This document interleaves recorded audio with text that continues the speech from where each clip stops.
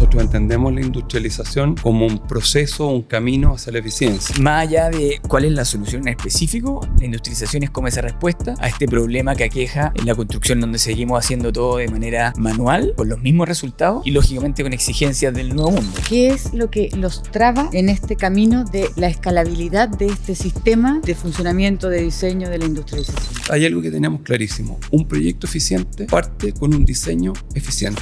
O sea, bajar los costos de construcción es una de las grandes vías para destrabar el déficit habitacional en Chile. Estás tocando varios temas importantes. Todo sensible.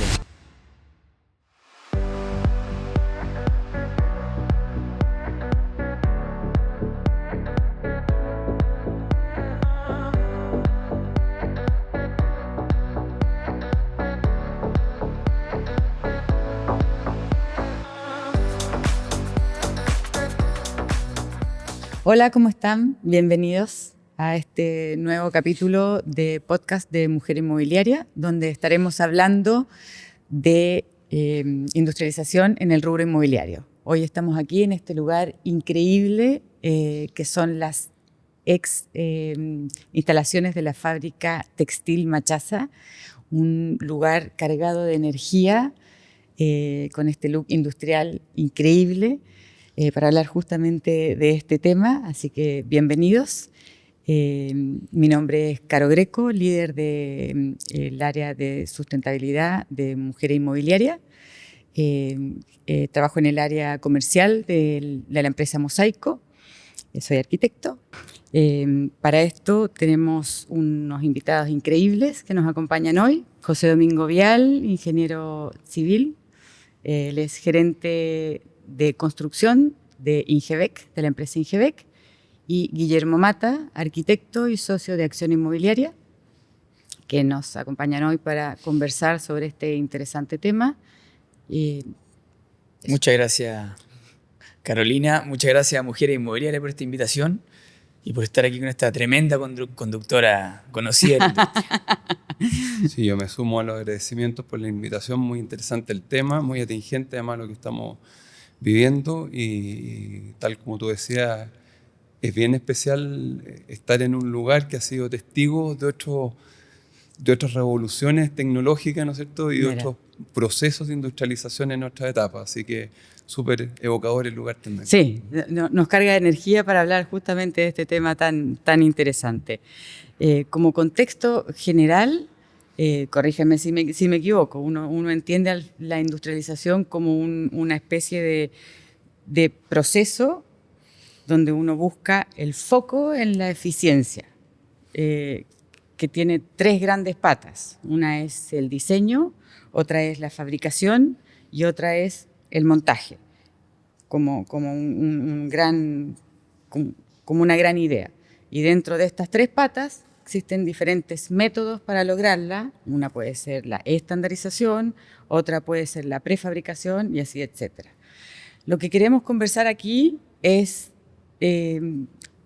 cómo, porque entendemos que ya es un camino que se está avanzando dentro de la industria, que ya muchas empresas se han subido al carro a este tema, y cómo ustedes han abordado este tema y en qué está cada uno.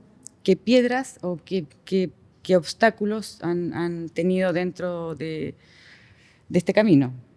Cuéntanos, Guillermo, por ejemplo, ¿en qué estás tú con este tema? Sí, bueno, efectivamente nosotros entendemos la industrialización como un proceso, un camino hacia la eficiencia, o dicho de otra manera también como una búsqueda de economía, entendiendo economía como minimización de los esfuerzos o minimización de los recursos para obtener un máximo resultado. Y esto tiene varios alcances, ¿no es cierto? En ahorrar recursos humanos, recursos económicos y recursos de tiempo. Y por eso entendemos precisamente este proceso de industrialización como desde el punto de vista conceptual, como disminución de costos, disminución de tiempo, certeza también de costos y tiempo, que también es algo bastante importante. El tema sustentable es algo que inevitablemente también entró en la agenda para quedarse, y el proceso de industrialización también favorece la eliminación de residuos y otro tipo de elementos que son importantes en esta materia, y siempre teniendo en cuenta que además nosotros tenemos que garantizar calidad. Es decir, cómo hacemos un proceso lo suficientemente eficiente para tener disminuciones de costos, disminuciones de tiempo, mayor eficiencia, sin sacrificar calidad, sino por el contrario, apuntando a una mejora permanente y continua hacia calidad de cada vez mayores estándares. Tú lo Oye, estás abordando. Perdona Carolina, te complemento, Guillermo, yo creo que es súper bueno partir contextualizando y definiendo industrialización, que es como yo creo un tema súper amplio, que da para mucho, en donde a veces se asocia a prefabricación o se asocia a robotización, por decir algo, pero yo creo que, como dice Guillermo, es más amplio. Y poniéndolo en contexto, yo creo que este tema se ha puesto sobre la mesa por fundamentos que han empezado a apretar la industria. Si es que hacemos referencia a este famoso estudio que hizo Matrix el 2018, en donde por un lado nos mostraba que la productividad en la construcción estaba totalmente estancada en referencia, por ejemplo, en otra industria que había crecido un 20% entre el 2000 y el 2018, o llevándolo a la escena más local, como el valor que agrega un trabajador al año en Chile estaba medido más o menos en $39.000, cuando en Japón eran 80. Entonces yo creo que más allá de cuál es la solución en específico, la industrialización es como esa respuesta a este problema que aqueja en la construcción, donde seguimos haciendo todo de manera manual, con los mismos resultados y lógicamente con exigencias del nuevo mundo. Perfecto. Y complementando lo que decía José Domingo, ¿no es cierto? Estamos en un contexto complicado para la industria. Veremos anteriormente periodos muy buenos en que de alguna manera la demanda la teníamos garantizada, y nuestro único foco era la producción. Teníamos producir, porque ya tenemos ciertas garantías de que eso tenía una buena acogida del mercado. Hoy día que el mercado, como todos sabemos, se ha contraído bastante, uno tiene que poner el foco en otro tipo de problemas, y ese tipo de problemas dicen relación con la eficiencia, y por eso en estos momentos es una muy buena respuesta a esa necesidad de eficiencia la industrialización. ¿Tú la estás aplicando en proyectos tuyos? Sí. ¿De qué manera? Nosotros tenemos distintas problemáticas que hemos abordado y que por la diferencia de su naturaleza también las abordamos de distintas maneras. Nosotros hemos puesto foco fundamentalmente en el tema de la vivienda social, entendiendo como vivienda casa, ¿no es cierto? Perfecto. Que eso tiene una forma de abordarlo, porque ahí nosotros estamos poniendo a través de la industrialización mucho foco en el producto. Y en paralelo estamos también preocupados del problema de la edificación en altura. Ahora, la edificación en altura tiene otro tipo de complejidades, porque uno depende de un terreno, uno depende de una normativa, de condiciones comerciales, etcétera, que no permiten una respuesta única, porque los problemas son diversos. Entonces, a diferencia de las casas en que estamos poniendo el foco en el producto, con la vivienda en altura estamos poniendo un poco el foco en el proceso. Dividiendo principalmente o entendiendo la vivienda en altura como más un proyecto inmobiliario y las casas más un proyecto de vivienda social. Así es. Ya. También existen cruces, ¿no es cierto? Perfecto. Algún tipo de edificación en altura, normalmente que no supera los 4 pisos, ¿no es cierto? Que también son vivienda en altura media, digamos, que también responde al problema social. Ese es un problema que nosotros no estamos abordando particularmente, pero que tiene una lógica más o menos parecida. ¿Y cómo estás aplicando la industrialización o alguna parte o algún método de industrialización, por ejemplo, en la vivienda en altura? Mira, como te decía antes, estamos muy focalizados en el proceso. Y nosotros hay algo que tenemos clarísimo. Un proyecto eficiente parte con un diseño eficiente. Entonces estamos promoviendo cada vez más la integración temprana con constructoras, inmobiliarias y arquitectos, de tal manera de definir los parámetros mínimos con los que tiene que cumplir algo para que te resulte siendo eficiente. Tradicionalmente era habitual recibir un proyecto, sobre todo una constructora, ¿no es cierto?, que recibía un proyecto que ya tenía un permiso de edificación, ya tenía cálculo estructural, ya tenía planos de detalle, estaba todo definido. Y normalmente después de los presupuestos uno se encontraba con sorpresa de que los costos no daban. Y uno tenía que ponerse a inventar cómo disminuir esos costos. Y ahí se intenta poner elementos de industrialización, pero de alguna manera tengo muy acotados los efectos que puedo mitigar vía industrialización cuando el proyecto no fue concebido desde su origen como un proyecto industrializado. Tiene que nacer industrializado, ¿a eso te refieres? Tiene que nacer industrializado. Y dentro de ese nacimiento nosotros diferenciamos varias etapas, que son las que estamos promoviendo un poco para desarrollarlas en forma conjunta entre inmobiliarias, arquitectos y constructores. Uno es definir parámetros como conceptuales de diseño, que dicen muchas veces relación con continuidad estructural, con estándares de estacionamientos o de metros cuadrados de losa por estacionamiento, ojalá tener continuidad de los ejes, que de repente en el diseño pequeños movimientos de eje que en la planilla Excel aparecen como irrelevantes, terminan siendo muy significativos en términos de costo. Tenemos, como les decía, una serie de variables conceptuales. Después, nosotros identificamos, estamos promoviendo la construcción de una suerte de librerías. Cada inmobiliaria idealmente debería tener sus librerías que son como sus ingredientes para cocinar. Y eso prevalidados por la parte técnica y por la parte de diseño. Y cuando me refiero a librería, ojalá, si uno va a hacer ventanas, no tener 50 tipos de ventanas, ¿no es cierto? Tener una ventana de living con o sin antepecho, una ventana de dormitorio, una ventana de baño y probablemente para contar. Lo mismo ocurre con las puertas, lo mismo ocurre con la modulación, a lo mejor de las cocinas, que ojalá uno tenga un sistema modular que sea condición para el diseño de las cocinas y no estar inventando la pólvora en cada proyecto. ¿A ti te pasa lo mismo, José? Lo mismo. ¿En tus proyectos? Guillermo lo grafica muy bien cuando dice que nosotros veníamos de una época en donde todo se vendía sin importar mucho el precio, teníamos buenas tasas, los precios de la construcción no eran tan altos, teníamos tasas bajas, lo que llama el profesor Simian del S de la Los Andes el nirvana inmobiliario.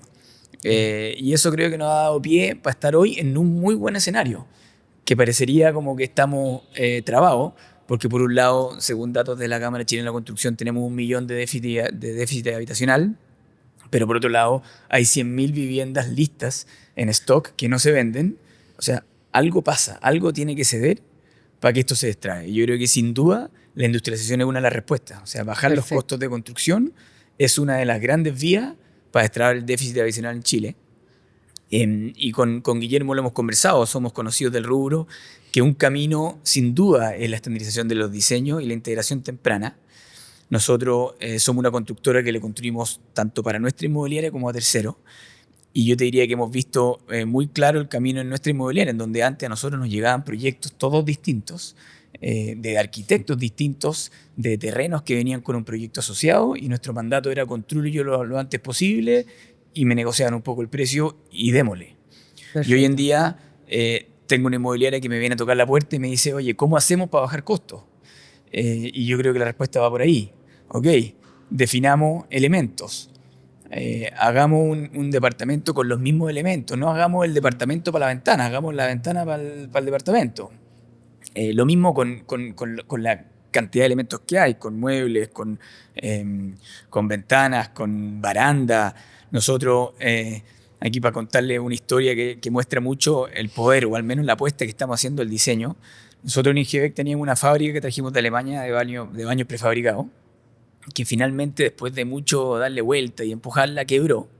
Y haciendo como todo el raconto, la gran conclusión es que quebró porque hacíamos traje a la medida. Éramos sastres. Entonces llegaba un cliente y me decía, perfecto, hazme los baños prefabricados. Yo le preguntaba, ¿cuántos baños tenía en un proyecto? Y me decía, tengo 23 tipos de baños. Entonces una fábrica de 23 tipos de... No es una fábrica, es un sastre. No es una textil como la que estamos acá, es una sastrería. Y hoy día, dada la coyuntura y dada la necesidad de aumentar la productividad, estamos volviendo con los baños prefabricados, pero con una gran diferencia. Tenemos un pipeline de 3.000 baños, pero es un solo baño. Y yo creo que eso un poco refleja la convicción de que el diseño tiene un poder insospechado en los costos y la productividad. Mira. Qué buena frase, qué buena frase. Perfecto. O sea, hay que partir del diseño. Yo creo que las decisiones entre antes se hagan, más impacto tienen. Yo no puedo estar más de acuerdo, fíjate. Hoy día a todos se nos acercan inversionistas y nos dice, ¿cuáles son las oportunidades hoy? Porque estamos acostumbrados a llegar con un proyecto, cada vez que se generaba una demanda, nosotros ya teníamos la solución con un proyecto. Y nos dicen, ¿dónde están las oportunidades hoy? Yo creo que una oportunidad relevante hoy es este momento para poder pensar y reflexionar cómo podemos dar soluciones simples y eficientes y para prepararnos para este próximo auge de la industria que en algún minuto se va a tener que gatillar. Se tiene que dar, en algún momento se tiene que dar. Y como decía Domingo, en el fondo este diseño que parta desde el origen con todos los actores es clave. Ir generando departamentos tipo, ¿no es cierto?, que respondan a un cierto mercado, a un cierto tamaño, y que esos departamentos tipo ya tengan todo resuelto, todas las instalaciones, todos los planos de detalle, y entregarlos como insumo al arquitecto para que diseñe con esos ingredientes y no con otros. Y dentro de la cadena de participantes, porque esto implica una cadena de participantes donde involucran los proveedores, los arquitectos, los instaladores, ¿qué se necesita de parte de los distintos en esa actores? línea, que yo creo que para este sueño que propone Guillermo, que en el fondo existe una biblioteca de elementos con cual se diseñe, la digitalización es crucial. Perfecto. El BIM es crucial. O sea, Mosaico, una empresa reconocida y amiga nuestra, debiese tener en su biblioteca de todos sus productos, cosa que los arquitectos, proyectistas, inmobiliarios, los pesquen, los tomen y lo adapten y así se construya. Lo mismo, no sé, los muebles. Uno debiese tomar el mueble de IKEA de su biblioteca BIM y ponerla en su departamento. No al revés, no hacer un mueble a medida para cada departamento de cada edificio de cada proyecto. Que yo creo que es como un ejemplo muy chico, pero que como que remarca esto, son los muebles vanitorios. Nosotros un tiempo hacíamos todos los vanitorios acá. Se compraba la melamina, se cortaba, se ensamblaba, se armaba, se le pegaba la cubierta y se instalaba. Hoy día no existe eso. Uno dice, ¿qué mueble quiero? Este se trae de China, se monta. Yo creo que ese es una buena imagen de hacia dónde tenemos que llevar las cosas.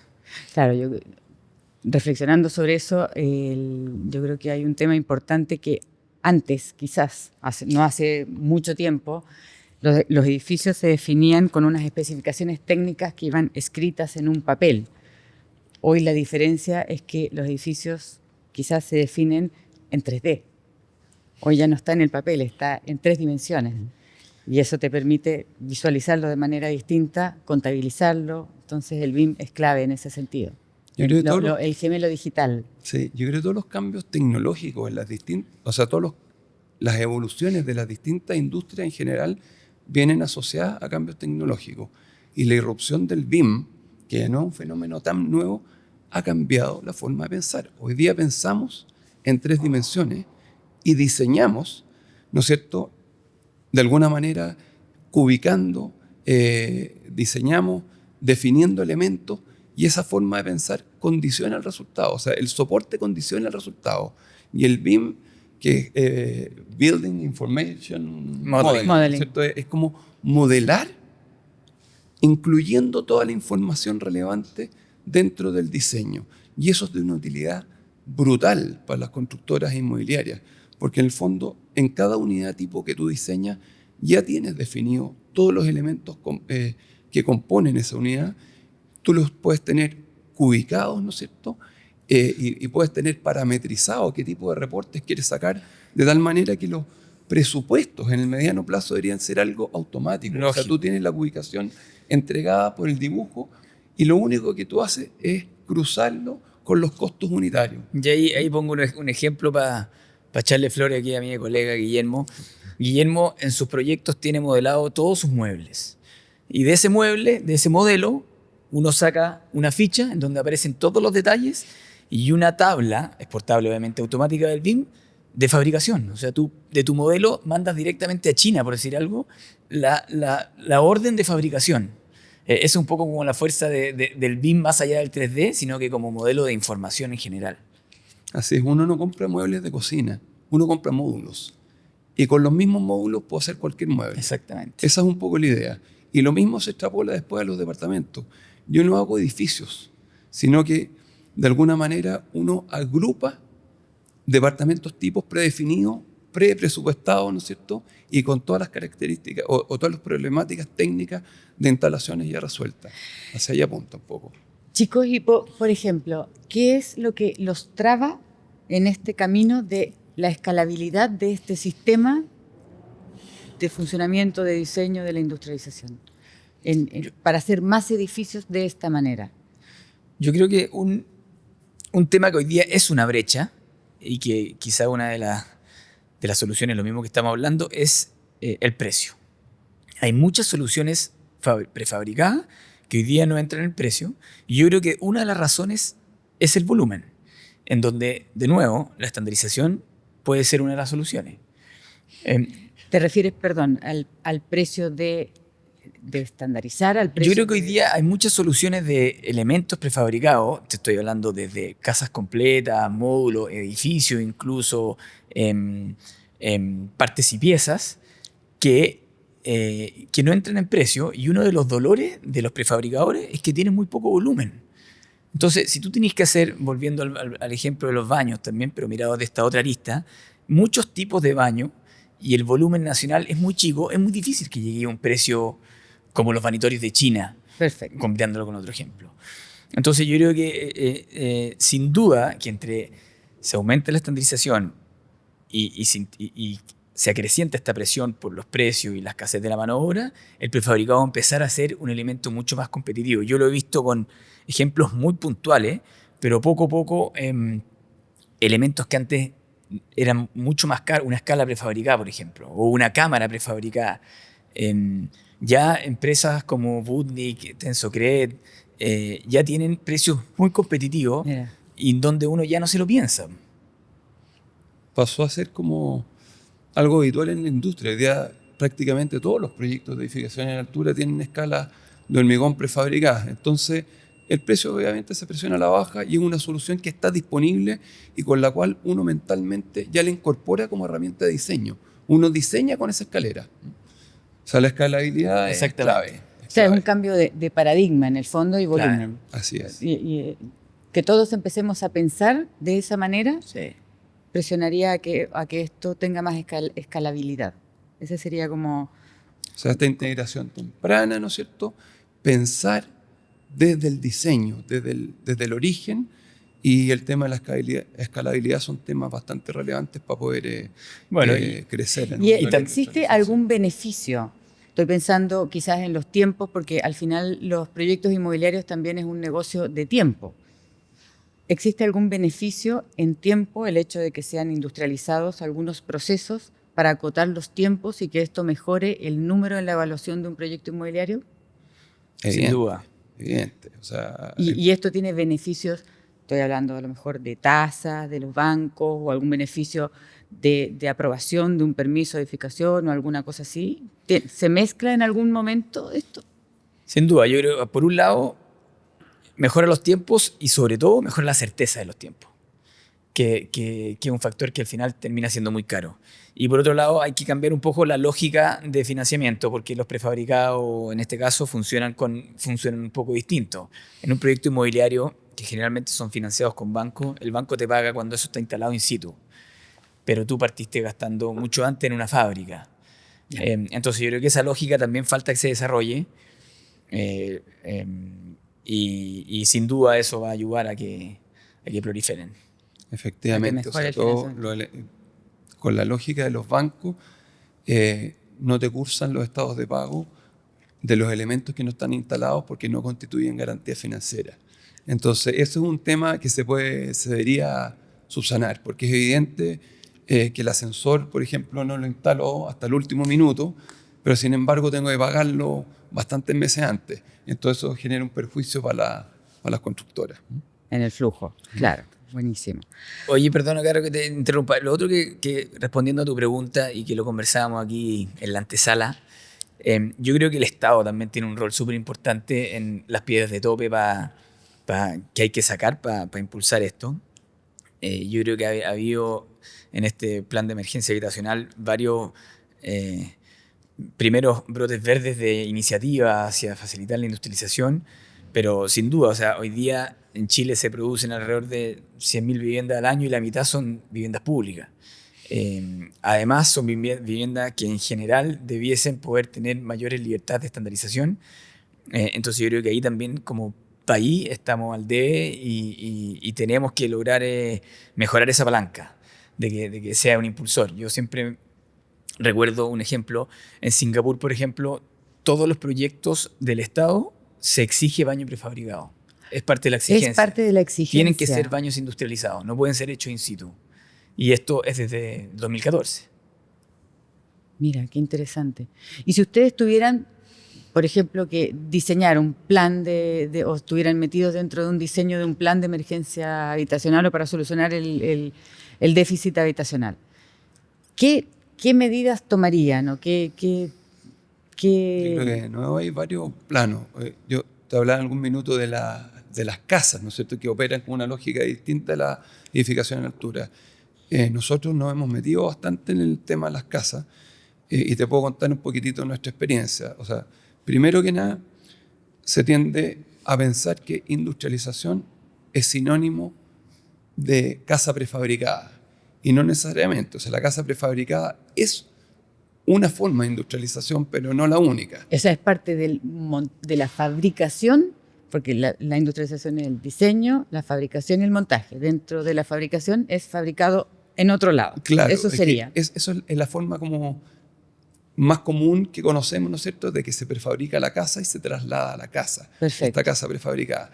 Nosotros hemos apostado a un modelo un poquitito distinto, que hemos estado trabajando en casas listas para armar, como bajo el concepto RTA, que es Ready to Assemble, que es un concepto bastante internacional, y que nosotros sin darnos cuenta ya lo conocemos. O sea, cuando uno va a una gran tienda y compra un piso que viene en una caja, desarmado. Con un manual de montaje.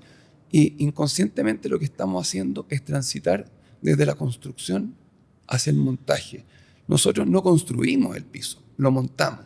Nosotros con la vivienda estamos apostando a algo similar, ¿no es cierto?, en la fabricación de los componentes y entregar los manuales súper detallados para que un tercero pueda hacer el montaje. ¿Eso es lo que están abordando con las casas? Eso es lo que estamos abordando social, nosotros con las casas en vivienda social.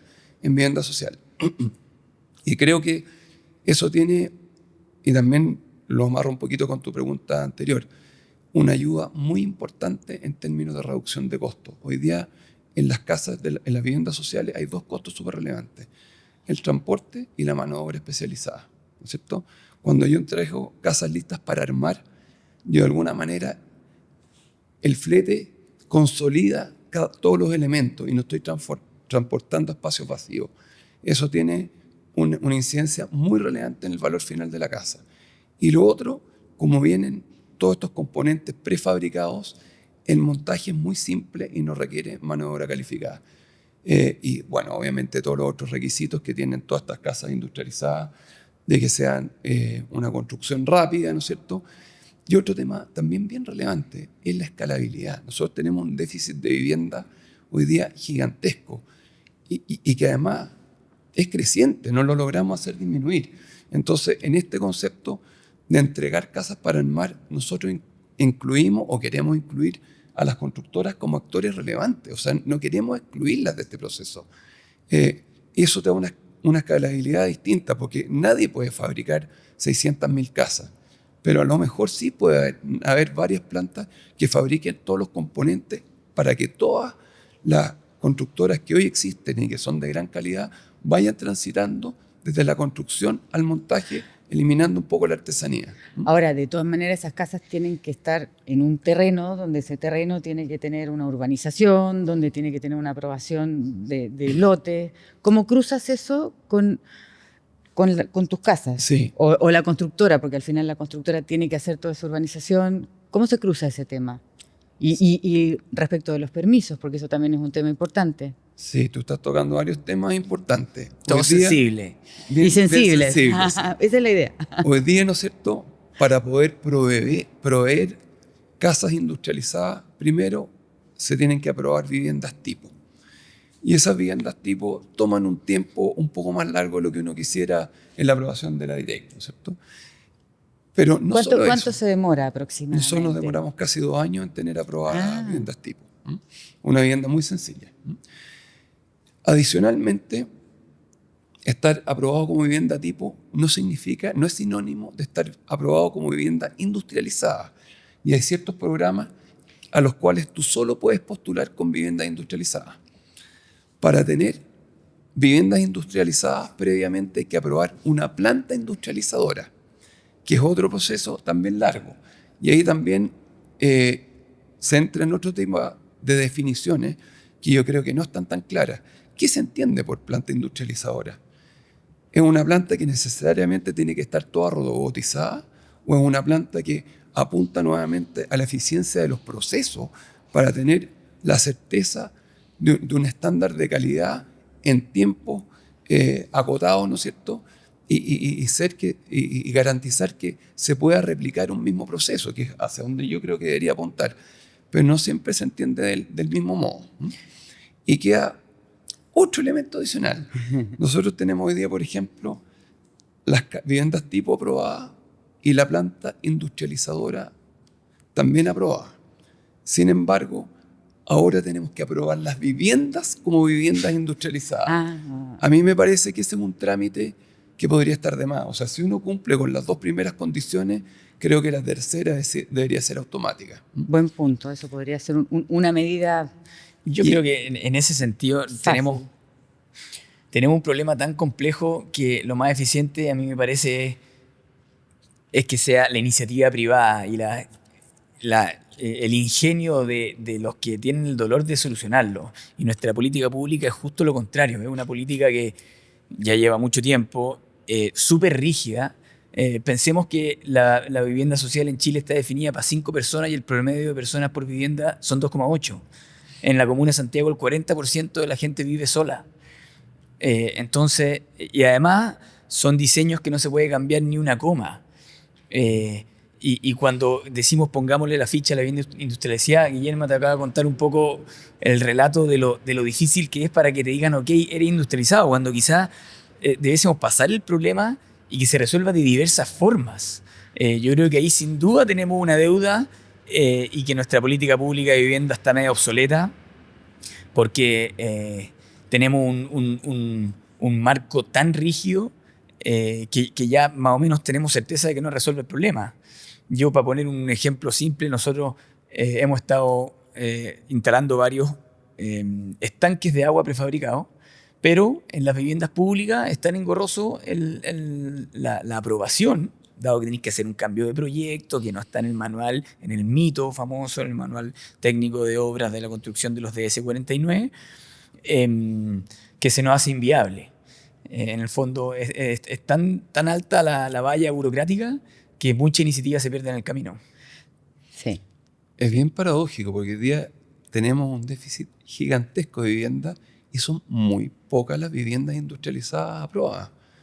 Y no se ven muchas más. Son insignificantes. Que vayan a entrar luego Es como a estar que disponibles. Claro, es como que hay muchas ganas, muchas iniciativas, mucha creatividad para hacerlo, mucha inversión también, porque al final todo esto implica inversión, tanto de tiempo, de inversión en costos. Sin duda. Y no se ve reflejado tangiblemente en que se construyan. Tenemos todavía algunas barreras adicionales, porque incluso con las viviendas industrializadas, que en teoría tienen muchos beneficios, porque no requieren permiso de edificación ni recepción final. Sin embargo, estas viviendas industrializadas se emplazan dentro de un terreno que sí requiere un permiso, ¿no es cierto?, de urbanización. Y al final, no es mucho el tiempo que ahorro, porque si bien es cierto, no me piden el permiso para la vivienda, sí tengo que aprobarlo igual para la urbanización. Y eso me retrasa también la implementación y la construcción de estas viviendas tan necesarias para respuesta. Claro, hay un tema de calce en el fondo, un calce de tiempos entre los permisos y las aprobaciones de las viviendas. Claro, falta el calce entre el timing de las entidades patrocinadoras, de las constructoras, de los comités, de la adjudicación de los subsidios, de los permisos municipales.